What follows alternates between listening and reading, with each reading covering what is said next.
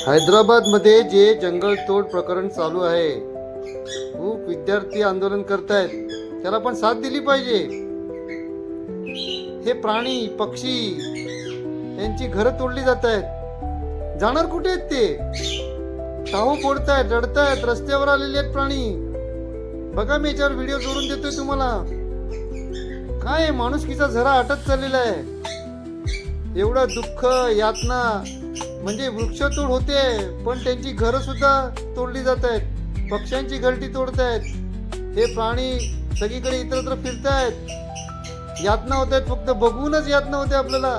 मग हे जे विचार करणार आहेत, त्यांचे विचारचक्र काय चालू आहे? विनाशकाले विपरीत बुद्धी नाही का हे? आणि असं करून एवढा मोठा कोणता विकास करायचा? तुम्हाला विकासच करायचा असेल ना, तर जिथे झाडं नाही आहेत, ओसाड परिसर आहे, अशा शहरामध्ये, अशा भागामध्ये तुम्ही विकास करा ना.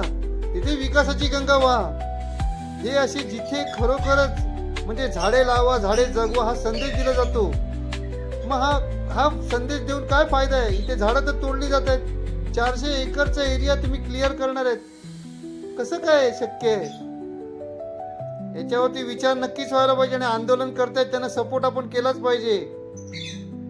एक जागरूक नागरिक म्हणून आपण सपोर्ट केला पाहिजे. थँक्यू, धन्यवाद.